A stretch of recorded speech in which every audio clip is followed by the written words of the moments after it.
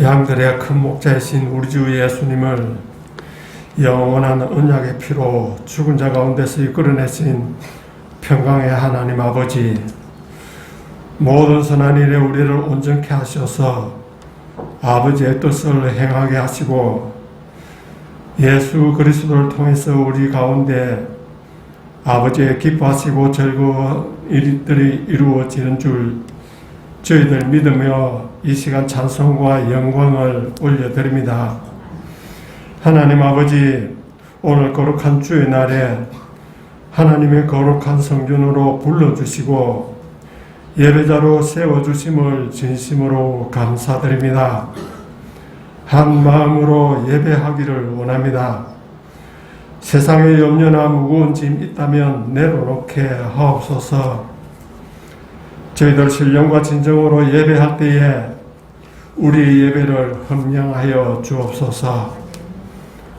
악인이 죽는 것보다 그가 돌이켜 그 길을 떠나 사는 것을 오히려 기뻐하시는 하나님 아버지, 지난 한 주간 또 저희들 하나님 없는 자의 모습, 죄인의 모습으로 살 때가 더 많았습니다. 믿음과 소망과 사랑 가지고 날마다 믿음의 주 예수 그리스도를 닮아가리라 다짐하였지만 그렇게 살지 못하였습니다. 여전히 죄의 길에서 돌이키지 못하는 저희들을 하나님 불쌍히 여기시고 용서하여 주옵소서. 우리 지체들을 위하여 기도드립니다. 지체들마다 어디에 있든지 그곳에 하나님의 영광을 드러나게 하옵소서. 고난 중에 지쳐 있다면 내게 능력 주시는 분 예수 그리스도를 기억하며 오히려 감사하는 믿음을 허락하여 주옵소서. 순간순간 주어지는 시간을 소중히 여기며 결단하며 행함 있는 믿음으로 이 세상에서도 승리하는 저희 지체들 다 되게 하옵소서. 하나님 아버지, 우리 교회를 위하여 기도합니다. 여름 성경학교에 기대하는 마음으로 준비하고 참여하는 어린이와 청소년들을 기억하여 주옵소서. 하나님을 아는 지식을 더한 것을 기뻐하고 하나님을 경험한 은혜를 평상토록 자랑하는 자녀들 되게 하옵소서. 이 일을 위해 수고한 교육자와 교사들의 헌신을 기억하여 주옵시고 더 좋은 것으로 채워주시옵소서. 하나님 아버지, 한 달 후에는 정교인 수련회를 계획하고 있습니다. 폭염이나 코로나19 등 어떠한 환경도 이 행사를 방해하는 일 없도록 하나님 역사하여 주옵소서. 자비하신 하나님 아버지, 오늘 또 생명의 말씀 듣기를 원합니다. 말씀 전하실 목사님에게 지혜와 권능을 10배, 100배나 더하여 주옵소서. 진실로 하나님의 은혜가 강물처럼 넘치는 예배되기를 소원합니다. 이 시간에도 어두운 곳 밝히는 선교사들과 예배를 사모하지만 불참한 지체들에게도 우리와 같은 은혜를 누리게 하옵소서. 예배 가운데 어떠한 악한 세력도 틈타지 못하게 하옵소서. 예배의 모든 순서가 하나님 홀로 영광되기를 원하오며 이 모든 말씀 귀하신 우리 주 예수님 이름으로 기도드리옵나이다. 아멘. 예, 귀한 찬양 감사합니다. 우리 하나님 말씀 같이 보도록 하겠습니다. 빌립보서 3장 17절에서부터 21절까지 있는 말씀입니다.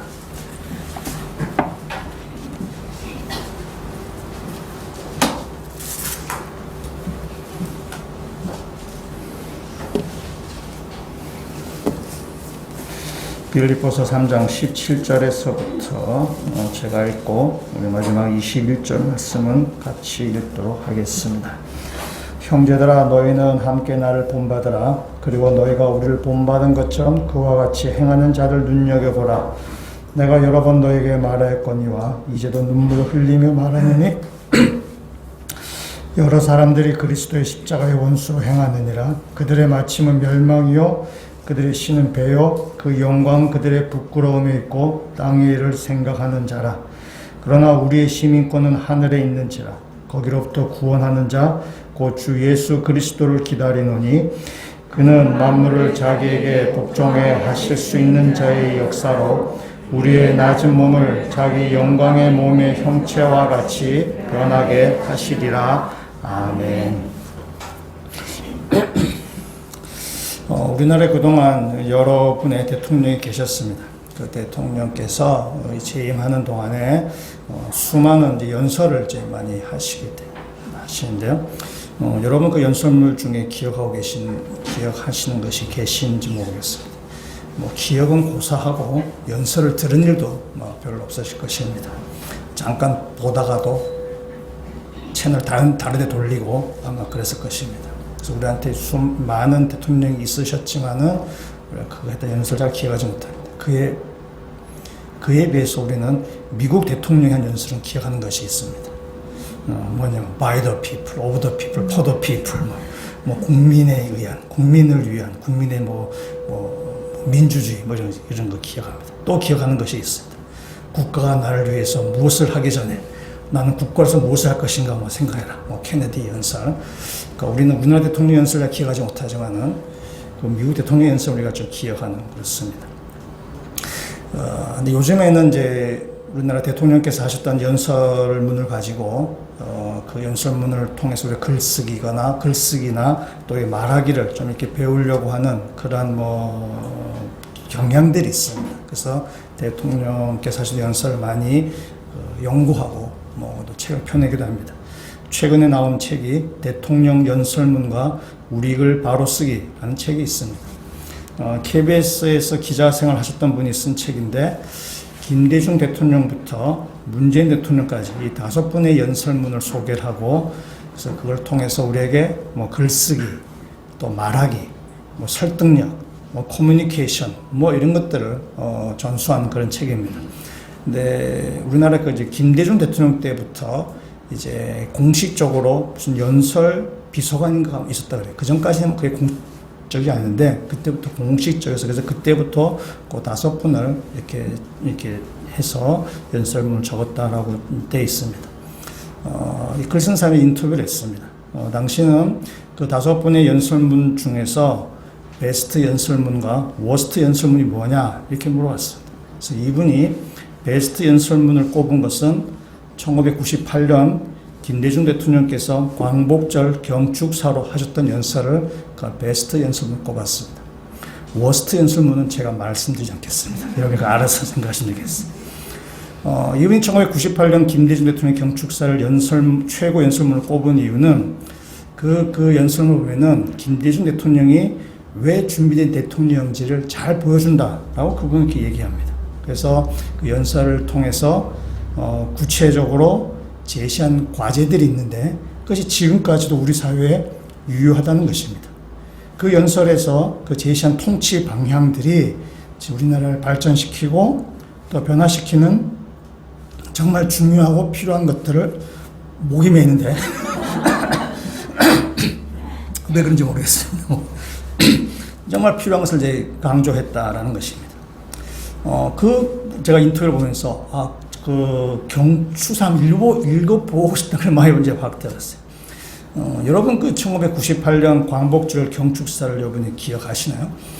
기억하시면 아마 아무도 없을 것입니다.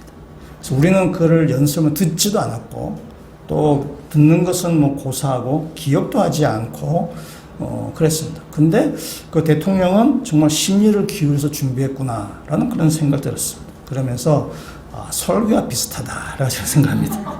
저도 나름 심리를 기울여서 설교를 준비하는데 여러분은 별로 기억도 하지 않고 이제 교회문을 빠져나가는 동안에 다 잊어버리고 그래서 설교와 비슷하구나 하루 제가 한번 생각해 본 적이 있습니다. 그러나 우리가 정말 기억해야 되고 우리가 정말 그 마음을 이렇게 담아야 될 말씀이 있습니다. 그건 바로 성경 말씀입니다. 성경 말씀이고 오늘 이 빌립보서 말씀은 바울이 하나님께서 바울을 통해서 빌립보 교회에 주는 말씀이면서 또한 우리에게 주시는 말씀이기도 합니다. 오늘 말씀 가운데 18절의 말씀 보면 이렇게 이야기하고 있습니다. 내가 여러 번 너에게 말할거니와 이제도 눈물을 흘리며 말하노니. 그러니까 바울이 여러 번 지금 말했다는 것입니다. 여러 번 말했는데 여러 번 간곡해서 말했다. 지금 내가 눈물을 흘리면서 내가 너에게 간곡한다. 간곡하게 말한다. 그 말이 뭐냐? 너희 나를 본받으라 라는 말씀입니다. 17절 말씀 같이 읽도록 하겠습니다. 형제들아 너희는 함께 나를 본받으라. 그리고 너희가 우리를 본받은 것처럼 그와 같이 행하는 자들을 눈여겨보라. 아멘. 바울은 자신을 본받으라고 얘기해요. 또 우리를 본받고 행하는 사람들 너희가 눈여겨 지켜봐라. 그래서 바울이 여러 번 이야기하고 또 지금 눈물로 호소하는 거예요. 여러분 나를 본받으십시오. 라고 바울은 그렇게 빌립보 성도들에게 권면하고 우리에게도 제일 권면하고 있어요. 바울이 자신을 본받으러 한 이야기는 이 빌립보서에만 나오지 않습니다.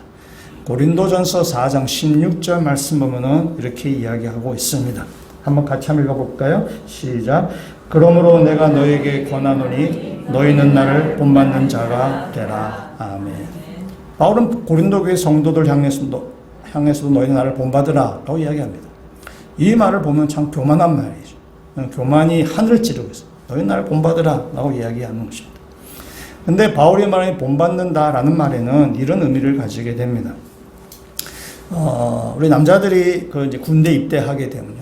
군대 입대하면 제일 먼저 배우는 것이 뭐냐면은 제시훈련입니다. 줄 서는 것입니다. 우리들이 어릴 때 학교를 다니면 학교에 가서 제일 처음에 배우는 것이 바로 줄서기입니다. 줄을 딱 서는 것을 어릴 때 이렇게 배우게 됩니다. 군대 가면은 제일 처음에 제시훈련, 걷기, 줄서기, 이런 것을 배우게 됩니다. 여러분, 이제 줄을 세울 때 제일 처음에 하는 것이 뭐냐면은 기준을 잡는 거죠. 기준 딱 하죠. 기준을 딱 잡으면은 기준을 중심으로 해서 사람들이 이제 쫙 이렇게 오와 열을 이렇게 정리해서 이렇게 쓰게 되게 됩니다. 저도 줄을 많이 썼죠. 그래서 어릴 때 이런 기억이 있었습니다. 선생님이 기준 이렇게 하면은 그 다음에 기준을 세운 다음에 양팔 간격 했다. 다시 또 반팔 간격 했다. 늘렸다가 줄였다가 막 그래요. 그러면 기준으로부터 멀면 멀수록 열심히 뛰어도 왔다 갔다 해야 되죠. 그래서 그때 생각에 기준 참 좋겠다 이런 생각했어요. 기준 움직이지 않습니다. 기준 움직이면 안 되는 거죠. 기준이 움직이면은 오와 열이 출렁거려야 되는 거예요. 기준은 움직이지 않는 것입니다. 마스게임 같은 데 보면은 수십 명, 수백 명, 수천 명이 그렇게 마스게임을 하게 되죠. 운동장에 쫙 펴져서 하게 됩니다. 근데 저 뒤에 있는 사람은 앞에 기준이 보이지 않습니다. 기준이 보이지 않는데도 오와 열이 흐트러지지 않냐고 한 대형을 유지하는 이유는 뭐냐면은 저 뒤에 있는 사람은 기준을 바라보는 것이 아니라 누구를 바라봐요? 자기 앞에 있는 사람을 바라보는 거죠. 자기 앞에 있는 사람을 보기 때문에 멀리 있어도 이 기준이 안 보여도 이 대형을 유지할 수 있는 것입니다. 그래서 자기 앞에 선 사람만 잘 쳐다봐서 그래서 하면은 수백 명, 수천 명에도 오와 열이 흐트러지지 아니하고 아주 반듯하게 줄을 설 수 있습니다. 이것이 바로 본받는다. 바울이 말하는 본받는다라는 이야기입니다. 이건 바울의 기준은 뭔가요? 바울 기준 누구인가요? 예수 그리스도입니다. 바울은 예수 그리스도를 기준으로 딱 세우고 서 있습니다. 그리고 바울 뒤에는 바울을 보고 서 있는 사람이에요.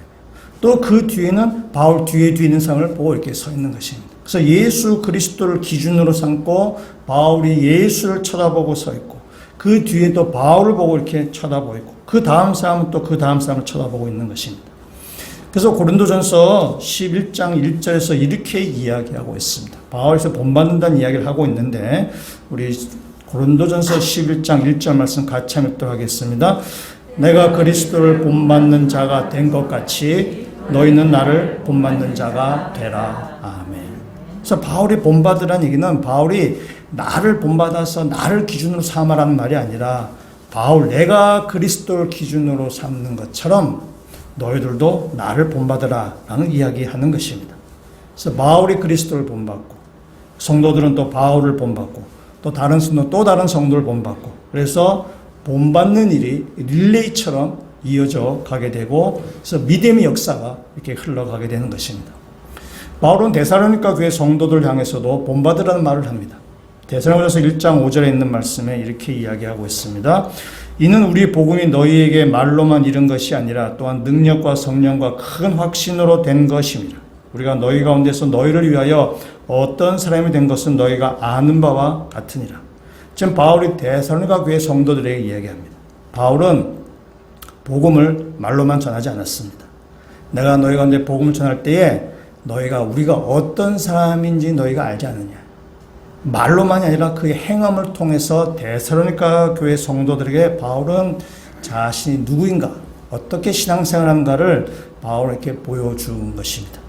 그래서 1장 6절에 이렇게 이야기해요. 1장 6절 또 너희는 많은 환난 가운데서 성령의 기쁨으로 말씀을 받아 우리와 주를 본받는 자가 되었으니, 많은 환난을 겪는 가운데도 여러분은 우리를 본받는 자가 되었습니다. 데살로니가 교회 성도 여러분은 우리 바울의 그 전도 일행, 당신은 우리를 본받았습니다. 환난과 그 고난 가운데도 여러분 우리를 본받았습니다. 라고 얘기합니다. 그리고 나서 그 다음 구절 1장 7절 말씀 또 같이 한번 읽어보도록 하겠습니다. 그러므로 너희가 마게도냐와 아가야에 있는 모든 믿는 자의 본이 되었느니라. 아멘. 그래서 데살로니가 교회 성도 여러분은 마게도냐와 아가야 지방의 사람들의 본이 되었습니다. 라고 바울이 지금 이야기하는 거죠. 그래서 바울이 데살로니가 전서에서 하는 이야기죠. 바울이 자신이 그리스도를 기준으로 삼고 신앙생활을 합니다. 데살로니가 교회 성도들은 바울을 보고 신앙생활하게 됩니다. 또 마게도냐와 아가야에 있는 사람들은 데살로니가 교회 성도들을 보고 신앙생활하게 되는 것입니다. 그래서 이 믿음의 릴레이가 이어지는 거죠. 믿음의 릴레이에 이어서 예수 그리스도를 기준으로 삼아서 오와 열이 쫙 정리를 되는 거죠. 그래서 믿음의 역사 계속해서 이렇게 흘러가게 된다는 사실입니다.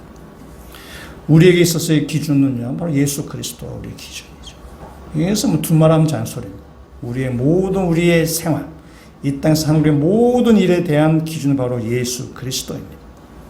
그런데 우리 눈에는 예수 그리스도가 보이지 않는 것이죠.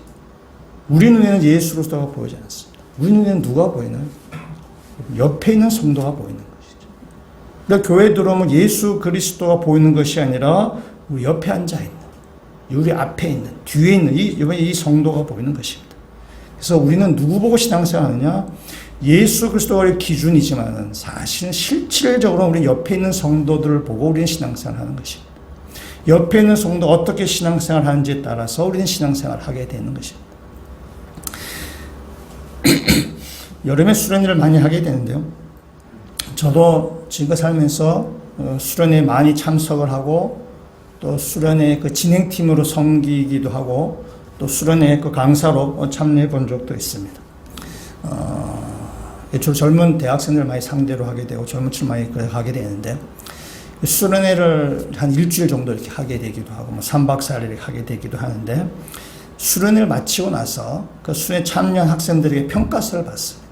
평가서를 받아서 다음 수련회 조금 더 이렇게 또 나은 수련을 하기 위해서 평가서를 받습니다. 학생들이 평가서를 쓸 때 제일 많이 나오는 말이 뭔지 아세요? 제일 많이 나온 말은 목사님 설교가 은혜 받았습니다 라는 말은 가물에 콩 나듯이 정말 찔끔찔끔 나와요. 제일 많이 나오는 말은 뭐냐면 우리 조의 리더, 우리 조의 헬퍼, 우리의 형, 우리의 선배, 그들의 수고, 섬김, 날 위해서 기도해줬던 것들, 날 위해서 땀 흘렸던 것, 거기에 대한 감사 얘기가 훨씬 많습니다. 모든 평가서에 거의 모든 사람이 거의 다 그 평가서에 그 말을 기록합니다. 나를 섬겼던 우리 조의 리더 언니, 리더 형, 리더 오빠, 그런 나를 섬겼던 수많은 사람들을 다 그것 때문에 은혜를 받았다. 그 감사하다. 라고 얘기를 합니다. 우리의 신앙은 내 옆에 있는 사람을 우리는 닮아가 되어 있어요. 내 옆에 있는 사람이 어떻게 신앙생활을 하는지 따라서 우리는 그를 닮아가는 것입니다. 기도를 열심히 하는 사람이 있으면 우리도 같이 기도를 열심히 하는 것이고 예배에 빠지지 않고 나서는 그 예배를 같이 닮아가는 저렇게 신앙생활 해야 되는가 보나 너희죠. 예배에 빠진 사람이 있으면 저렇게 해도 되는구나 술술 빠지는 것이 기도 생활 안 하고 저렇게 되는가 보다 하는 거죠. 그래서 우리는 옆에 있는 사람이 우리가 그 신앙을 이렇게 그 사람 보고 우리는 신앙을 닮아가는 것입니다.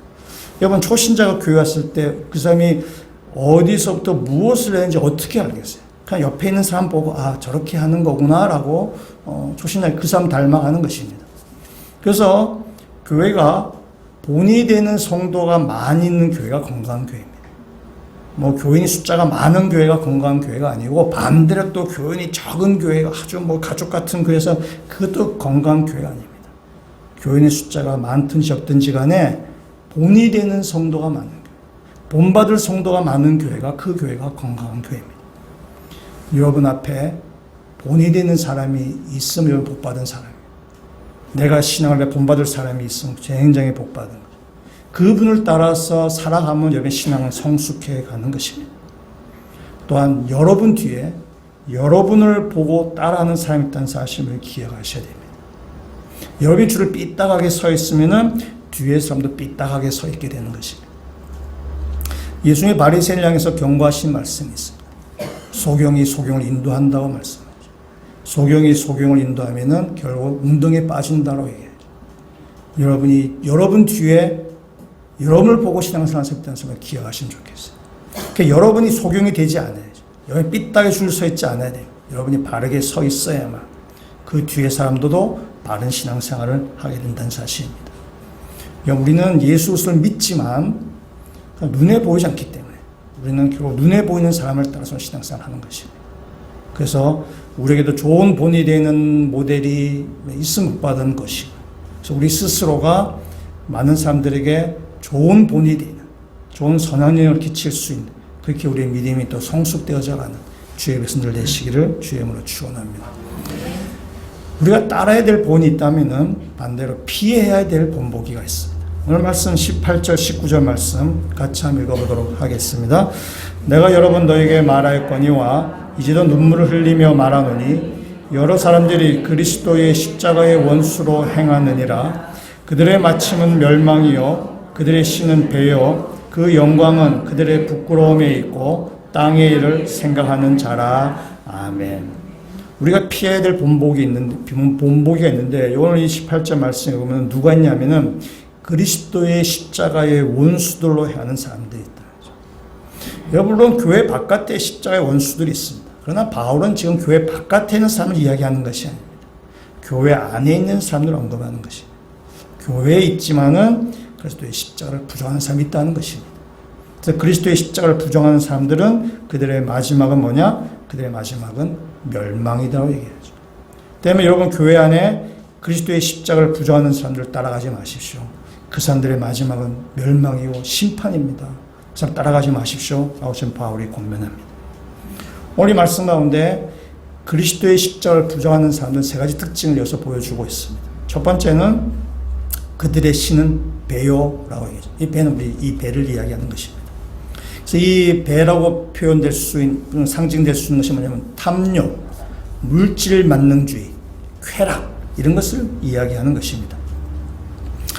당시 로마에는 아주 풍족함이 있습니다. 로마 전성시대이기 때문에 풍족함이 아주 많았습니다. 그래서 먹고 마시는 문화가 발달했어요. 우리가 로마 시대라 그러면 우리가 잘 그린 거죠. 아주 식사 자리에서 잔치를 베풀고 영화를 보더라 보면 막 뭐 잔치를 베풀고 막 아주 음식이 가득 채워져 있는 가운데 뭐 그들이 막 먹고 즐기고 놀고 춤추고 아주 쾌락적으로 노는 모습 우리가 보게 됩니다. 잘 아시는 것처럼 로마가 얼마나 타락했는가 하면은 음식을 먹다가 깃털 같은 거로 이렇게 입에 넣어갖고 이렇게 음식을 토해내죠. 토해낸 다음에 다시 새로운 음식을 맛보는 거예요. 그러니까 배가 부르면 막 되는데 이 사람들은 새로운 음식을 맛보기 위해서는 또 토하고 먹고 또 토하고 먹고 그런 것입니다. 타락, 퇴폐의 끝판왕으로 얘기하는 것입니다. 그래서 로마가 멸망한 것이 바로 그런 타락한 문화, 그러나 퇴폐적인 문화가 로마를 멸망하게 했다라고 평가를 하게 됩니다. 그래서 사도 바울은 로마의 그런 문화를 지금 염두에 두고 그들의 신은 배라고 지금 이야기하는 것입니다. 그러니까 배를 만족하며 산다는 것입니다. 쾌락, 감각적인 것, 탐욕, 물질 만능주의로 살아간다는 것입니다. 우리 시대에도 그런 영향이 있죠. 우리 시대에도 보면은 아주 말초신경적이고 아주 자극적인 문화가 우리 시대에도 있어요. 우리 시대에도 배를 불리게 하는 문화가 있죠. 쾌락적이고 아주 이렇게 감각적이고 육신의 쾌락만 즐기는 아주 물질적인 문화가 우리 시대에 여전히 지금 있다는 사실입니다. 두 번째, 그 영광 그들의 부끄러움에 있고 라고 얘기합니다. 로마 시대에 많은 신들이 있습니다. 그리고 신전들도 되게 많이 있습니다. 그래서 사도행전에 보면 바울이 아테네를 방문했을 때에 바울이 목격한 것 중에 뭐냐면 이름 없는 신상을 바울이 목격했어요. 신상마다 다 이름이 있는데 이 신상에는 이름이 없는 거예요. 그 로마에서 그리스 로마 아테네에서 이 이름 없는 신상이 뭐냐면은 그 그리스 사람들이 온갖 종류의 신을 다 만드는데 우리가 지금 그리스 로마 시대 보면 복잡하잖아요. 막 복잡해서 워낙 뭐 이렇게 복잡한데 그러니까 많은 신들이 있어요. 많은 신들이 있는데 이 사람들이 어떻게 생각하는가 하면은 우리가 신을 다 이렇게 정했는데 혹시나 우리가 빠진 신이 있을지 모르니까 그냥 한 개 세워놓고 그냥 그래서 이름 없는 신을 해놓자라는 것입니다. 참 아주 그런 거죠. 그래서 이름 없는 신이 있는 걸 보고 바울이 기겁을 하는 것입니다. 야, 너희가 이렇게까지 타락했냐? 뭐 이렇게 얘기하는 거죠. 그래서 이 로마에도 여러 종류의 신, 또 신을 모신 여러 종류의 신전이 있습니다. 그러면 사람들은 자기가 섬기는 그 신, 자기가 좋아하는 신에 가서 이렇게 예배를 드리게 됩니다. 그들이 드렸던 예배 가운데 우리 카니발이라는 축제가 있습니다. 자동차 이름이 이어서 나왔는데 우리 교회 이름 카니발인데 이 카니발의 뜻은 육체, 고깃덩어리 이런 것이고 우리나라 말로 번역하면 사육제라고 이렇게 번역하게 됩니다. 그래서 우리의 몸으로 감사를 드리는 제사의식이 바로 카니발입니다. 당시 대부분의 신전에는 여자 사제들이 있습니다. 여자 사제들이 있고 그들이 하는 대부분 이런 매춘행입니다. 그래서 몸을 팔아서 그 신전과 신을 섬기는 것입니다. 그래서 화장을 하고 자기 몸을 팔아서 그래서 수입을 얻어가지고 그 신과 그 신전을 섬기게 됩니다. 근데 이 카니발 기간이 되면은 이 축제 기간이 되면은 여사제들만이 아니라 다른 여성들도 자기 몸을 팔아서 이렇게 그 행위를 하게 됩니다. 그 몸을 팔고 이렇게 수입이 생기는 걸 가지고 그걸 신전에 이제 갖다 바치는 의식을 치르게 됩니다. 그때 돈을 가장 많이 버는 여자가 오늘날로 치면은 미스 유니버스처럼 온 로마의 그 모든 영광을 독차지하게 됩니다. 대단하다 이렇게 되는 거죠. 지금 그 얘기를 하는 것입니다. 굉장히 그 여자 입장에서는 또 로마 사람 입장에서 굉장히 영광스러운 일이죠. 미스 유니버스 같은 거니까 굉장히 영광스러운 일이지만은 그러나 그건 사실 수치스러운 일이죠. 자기의 몸을 팔아서 그 수익 그 돈을 많이 모은 것 때문에 영광스럽게 생각하지만은 사실은 수치스러운 일이죠. 자랑스럽게 보이는 생각하겠지만은 사실은 부끄럽고 욕된 일이라는 사실입니다. 지금 바울이 그 얘기하는 것입니다. 우리가 사는 이 시대에도 마찬가지. 이 시대에도 우리가 자랑스럽게 생각하는 일들이 있어요. 사람들이 자랑스럽게 생각을 하는데 그러나 그 자랑스럽게 생각하는 일이 수치스러운 일, 부끄러운 일을 바탕으로 얻은 것들이 굉장히 많이 있어요. 우리가 청문회 때 보면 알 수 있어요. 청문회 때 아주 우리 고급 이제 우리 공무원들을 청문회에서 이렇게 뭐 하게 됩니다. 그럼 그들이 돈이 많이 벌었어요. 돈이 많이 번 걸 보면은 부동산을 축제를 하거나 불법이나 뭐 탈법을 통해서 돈을 번 것입니다. 그들이 높은 자리에 올라가는데 높은 자리에 올라 권력을 잡았는데 보면은 다른 사람 짓밟고 올라간 것입니다. 아주 뭐 또 학위를 가졌는데 학위를 가진 거 보면은 표절에다가 또 남의 걸 뺏겨 쓰거나 뭐 이렇게 하거나 그렇게 해서 아주 부끄러운 일을 통해서 영광스러운 일을 차지하게 되는 거죠.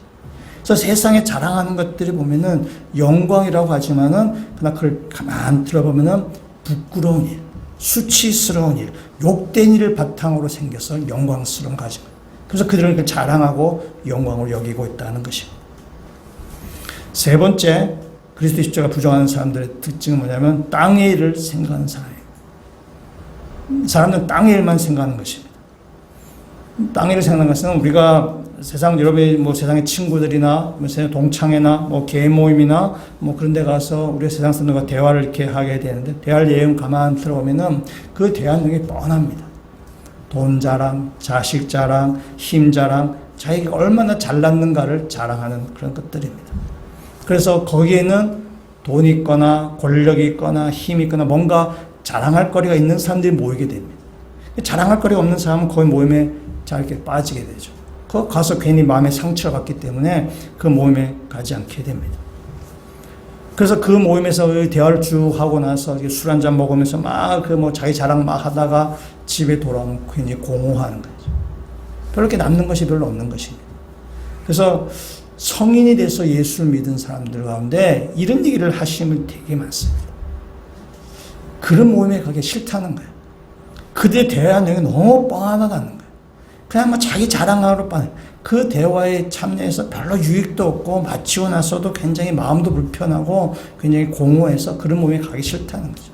그러니까 성인이 돼서 예수를 믿고 나니까 이게 뭐가 뭔지 이제 분별하기 시작하는 것이죠. 그전에는 모르고 같이 가서 자랑하고 됐는데 뭐 우리가 자랑하지만 내가 더 센 놈 만나면 자랑 못 하잖아요. 이거 자랑했다가 또 딴 거 나오면 그래 이래 되잖아요. 때문에 거기 가봤자 내가 자랑한다고 하지만 나도 역시 찐으로 듣는 거고. 그래서 그 모임이 별로 이렇게 공허하고 내 안에도 뻔하고 그래서 별로 가기 싫다는 거죠. 역시 땅의 사람들의 얘기죠. 하늘의 영광을 맛본 사람은 땅의 일에 생각하지 않습니다. 땅의 일에 생각하는 사람들은 그것이 땅의 일이 영광인 것이죠. 땅의 일이 전부인 것처럼 그들이 생각하는 것입니다. 그러나 하늘의 영광을 본 사람은 땅의 일에 관심이 사라집니다. 여러분, 땅의 일이 의미가 없다는 이야기가 아닙니다. 땅의 일이 의미가 없다는 이야기가 아니라 땅의 일을 자랑으로 여기거나 땅의 자랑을 모두 가지기 위해서 아둥바둥하지 않는다는 이야기입니다. 왜냐하면 더 큰 영광을 받기 때문에 그렇습니다. 하늘의 영광을 받기 때문에 이 땅에 있는 영광, 땅의 자랑거리는 별로 의미가 없는 거죠. 바울이 얘기한 것처럼 배설물로 여긴다는 것입니다. 여러분, 진짜 맛을 아는 사람은 유사품에 속지 않습니다. 진짜 맛을 아는 사람은 유사품에 만족하지 않습니다. 여러분, 하늘의 맛을 본 사람은 이 땅의 일에 마음 뺏기지 않습니다. 하늘의 영광을 보지 못했기 때문에 땅의 것 가지고 그냥 아둥바둥하고 땅의 것 가지고 서로 자랑질하고 막 그렇게 하는 것입니다. 여러분 역시 하늘의 영광을 보시기를 주님을 축원합니다. 하늘의 영광을 본 사람은 이 땅의 일에 만족하지 않습니다. 땅의 일을 자랑하지 않는 것입니다. 바울이 그래서 이렇게 지금 이야기하고 있습니다. 20절 말씀 한번 같이 읽도록 하겠습니다. 그러나 우리의 시민권은 하늘에 있는지라 거기로부터 구원하는 자 곧 주 예수 그리스도를 기다리노니 아멘. 우리의 시민권은 하늘에 있습니다. 세상의 땅을 사는 사람들, 세상의 본을 따른 세상의 본을 따른 사람들은 땅의 일만 생각하는 것입니다. 왜냐하면 땅이 그들의 전부이기 때문에 그렇습니다. 땅의 일이 전부이기 때문에 그냥 거기에 몰두되어 있는 것입니다. 그러나 예수 그리스도를 본으로 삼고 사는 사람들은 하늘을 보는 사람입니다. 우리의 시민권은 하늘에 있습니다. 한번 따라해 보실까요? 우리의 시민권은 하늘에 있습니다. 우리의 시민권은 하늘에 있습니다. 아멘이신가요? 아멘이에요. 우리의 시민권은 하늘에 있는 것입니다. 이 땅에 속해 있는 것이 아닙니다. 여러분, 이 바울이 로마 시민권을 얘기할 때 우리 앞에 빌립보 서론 처음 할 때 말씀드렸지만은 이 빌립보 사람들은 이 로마 시민권에 대한 굉장한 자부심을 가지고 있었습니다.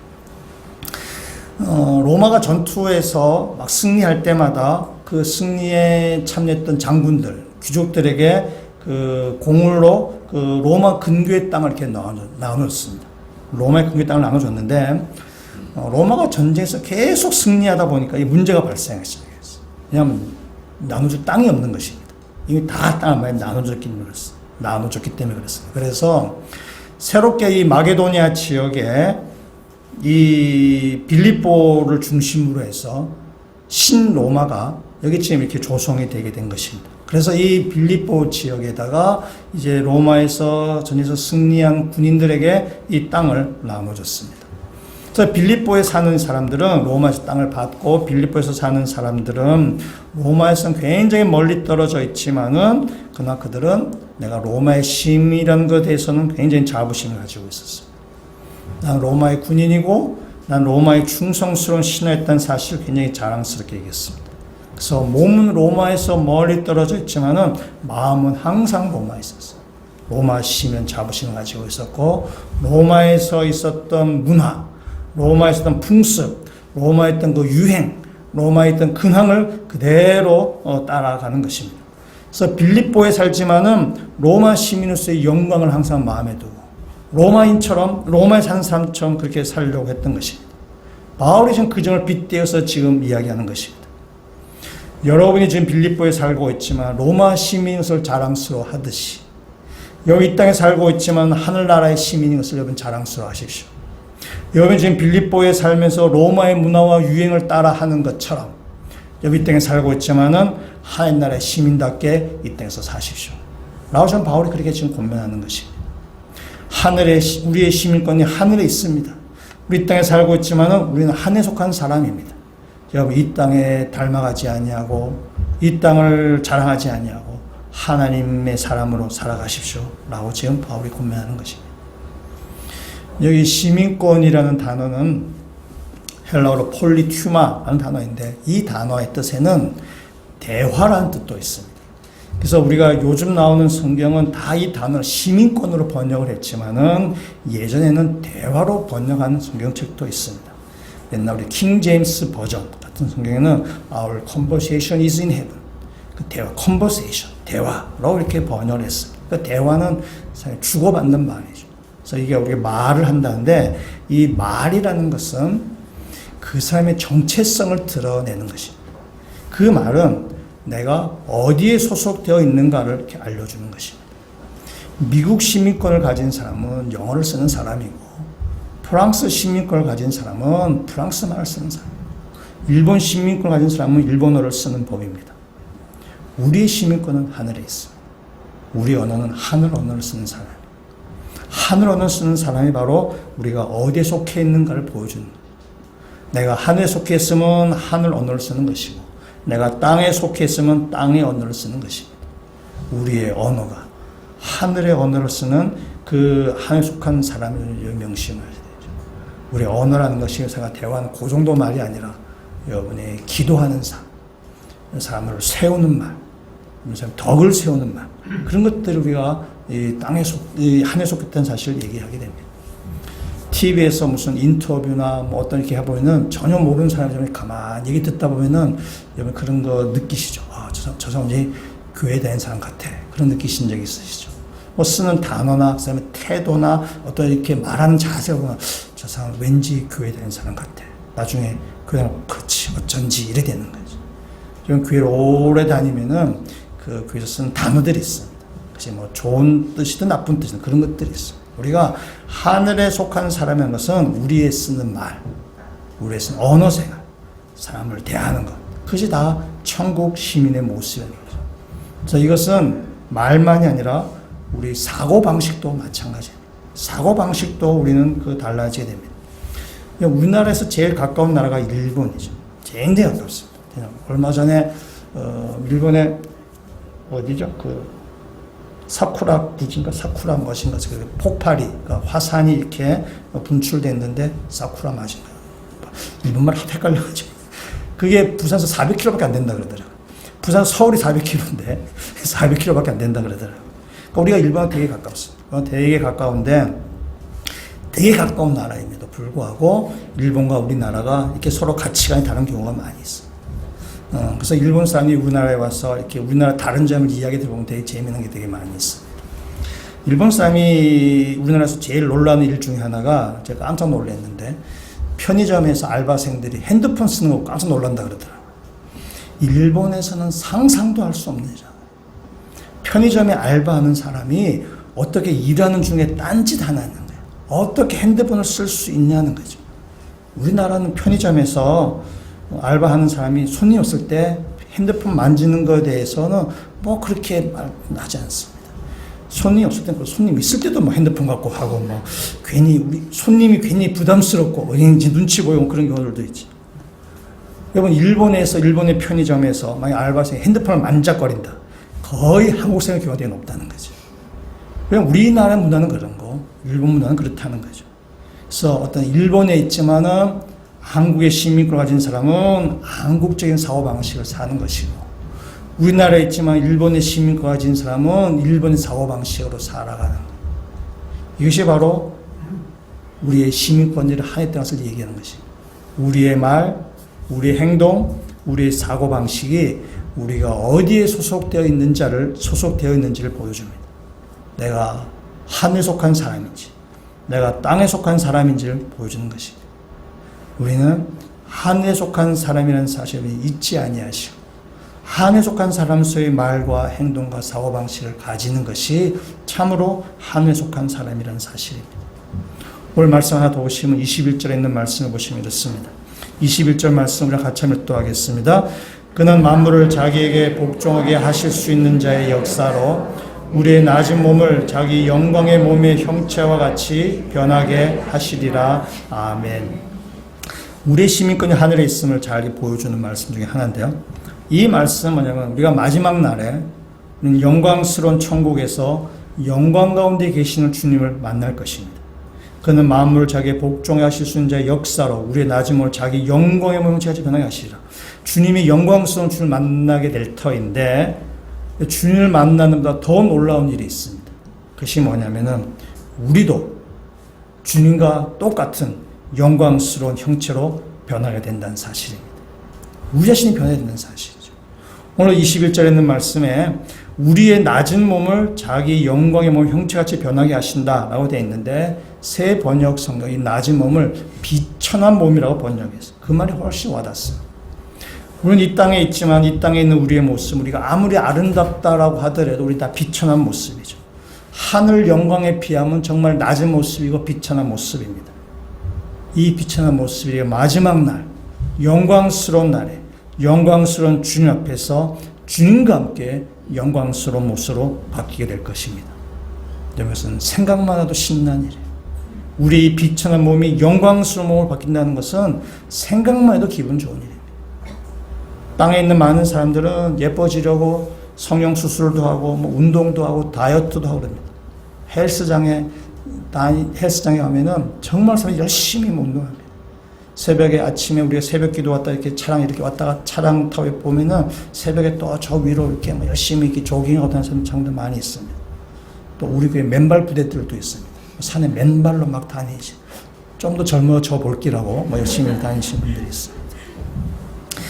우리가 아무리 이 땅에서 열심히 성형하고 운동하고 아무리 예뻐지려고 한다 치더라도 우리를 근본적으로 변화시키지 않습니다. 우리가 근본적으로 변화되는 것은 마지막 날, 영광스러운 그날 앞에 주님과 함께 영광스러운 모습으로 바뀌어져 가게 된다는 사실입니다. 여기 우리 계신 여자분이 다 예쁜 건 아니지 않습니까? 남자분들 다 우리가 다 멋진 건 아니지 않습니까? 그러나 우리가 마지막 날 우리 모두 주님의 영광된 모습처럼 우리가 바뀌어져 갈 것이라는 사실입니다. 우리의 비천한 몸이지만 이것이 주님 앞에 주님의 영광스러운 그 모습과 같이 우리가 변하게 된다는 거죠. 여기서 생각만 해도 기분 좋은 일입니다. 오늘 21절에 있는 말씀에 자기 마지막 부분에 우리의 낮은 몸을 자기 영광의 몸의 형체와 같이 변하게 하시라. 이 형체와 같이라는 말이 영어 성경에는 conform이라는 단어를 써요. con은 이렇게 적도로 같다, 동일하다, 이런 단어입니다. 그리고 form, 우리 잘 아는 form, 모양, 이런 것입니다. 그러니까 이 conform, 형체가 말은 폼을 같이 한다라는 말이에요. 폼을 같이 하는데 이 단어가 앞에 10절에도 같은 단어가 쓰이는데 앞에 10절에 있는 말씀을 한번 같이 한번 읽어보도록 하겠습니다. 내가 그리스도와 그 부활의 권능과 그 고난의 참여함을 알고자 하여 그의 죽으심을 본받아. 이 본받아가 바로 이 뒤에 나왔던 형체 같은 컨펌과 이 같은 단어를 쓰고 있습니다. 그래서 10절과 21절을 같이 한번 생각해 보면 이런 것입니다. 그의 죽으심을 본받아 사는 것이 마지막 날 영광된 몸으로 변화되는 것입니다. 이 땅에서 주님께서 십자가를 지시는 그 고난의 길을 우리가 같이 본받아 가는 삶이 마지막 날 우리가 부활의 영광에 참여하는 것이 되는 것입니다. 십자가에 지는 삶이 마지막 날 부활의 영광에 들어가는 것입니다. 그래서 이 땅에서 주님을 본받아 사는 사람이 마지막 날 주님과 함께 영광스러운 형체로 변화될 것이라는 것입니다. 그래서 우리 이 땅에서는 십자가를 지는 삶이에요. 이 땅에서는 고난의 길을 걸어가는 것입니다. 그러나 마지막 날 우리의 모습은 주님과 함께 영광스러운 모습으로 변화될 것입니다. 우리는 그날을 소망하면서 이 땅에서 십자가의 길을 걸어가는 것입니다. 땅에 소망 두지 아니하고 하늘에 소망 두고 사는 것입니다. 우리의 시민권을 하나 있다는 것은 마지막 날, 영광스러운 날에 영광스러운 하나님 나라에서 영광스러운 주님 앞에서 영광스러운 주님과 같이 우리가 변화될 것이라는 사실. 그것이 하늘의 시민권을 가진 사람의 모습이라는 거죠. 우리 이 땅에서 고난의 길을 가지만 내 시민권이 하늘에 있음을 알고 그 마지막 날을 소망하면서 사는 것입니다. 그것이 바로 그리스도를 본받는 삶입니다. 바울 앞서서 이 얘기를 하고 있습니다. 앞에 우리가 빌립보에서 아주 중요한 예수님을 이야기하는데 앞에 2장 5절에 있는 말씀으로 한번 가보시겠습니다. 2장 5절에서부터 11절까지에 있는 말씀은 예수 그리스도에 대한 얘기예요. 이 내용을 잘 보면 사도신경 내용과 거의 같다고 보시면 됩니다. 2장 5절 말씀 같이 읽도록 하겠습니다. 너희 안에 이 마음을 품으라. 곧 그리스도 예수의 마음이니. 아멘. 여러분 안에 마음이 예수의 마음을 품으십시오. 예수를 닮아가십시오. 예수를 본받으십시오. 이 얘기예요. 그러면서 예수 그리스도의 모습 2장 6절에서부터 이렇게 이야기하고 있습니다. 그는 근본 하나님의 본체시나 하나님과 동등됨을 취할 것을 여기지 아니하시고 오히려 자기를 비워 종의 형체를 가지사 사람들과 같이 되셨고 사람의 모양으로 나타나사 자기를 낮추시고 죽기까지 복종하셨으니 그 십자가에 죽으심이라. 아멘. 예수 그리스도의 고난 십자가입니다. 성육신입니다. 우리들이 이 땅에서 예수 그리스도를 본받는 삶을 살 것을 이야기하고 있습니다. 땅의 가치관으로 사는 것이 아니라 하늘의 시민권 가진 사람으로 사는 것입니다. 이 땅에서 주님이 사셨던 그 고난의 길, 십자가의 길을 걸어가는 것입니다. 이 땅에서 주님처럼 주님을 본받아서 십자가의 길을 걸어갈 때에 9절에서부터 11절까지에 그려지는 예수 그리스도의 모습같이 변화될 것입니다. 우리 9절에서 11절 말씀 같이 읽도록 하겠습니다. 이러므로 하나님이 그를 지극히 높여 모든 이름 위에 뛰어난 이름을 주사 하늘에 있는 자들과 땅에 있는 자들과 땅 아래에 있는 자들로 모든 무릎을 예수의 이름에 꿇게 하시고 모든 입으로 예수 그리스도를 주로 시인하여 하나님 아버지께 영광을 돌리게 하셨느니라. 아멘. 이 말씀은요, 하나님께서 예수 그리스도를 모든 이름에 뛰어나게 하실 것이다. 십자가신 예수 그리스도가 마지막 영광스러운 모습으로 변화될 것이다. 예수 그리스도가 영광스러운 모습으로 변화된 것과 마찬가지로 또 이 땅에서 주님을 닮아가는 삶을 사는 사람들은 마지막 날 영광스러운 모습으로 변화될 것을 지금 말씀하고 계시는 것입니다. 이것이 바로 하늘의 시민권을 둔 자의 모습이에요. 이 땅에서 십자가의 길을 가고 고난의 길을 갈 때에 마지막 날 영광스러운 모습으로 영광된 자리에서 주님을 만나야 될 것입니다. 우리가 지난번까지 히브리서 말씀 묵상하셨는데 이 말씀과 연관해서 히브리서 말씀으로 같이 확인해서 보도록 하겠습니다. 히브리서 12장 말씀 한번 보도록 하겠습니다. 신약성경 366쪽에 있습니다.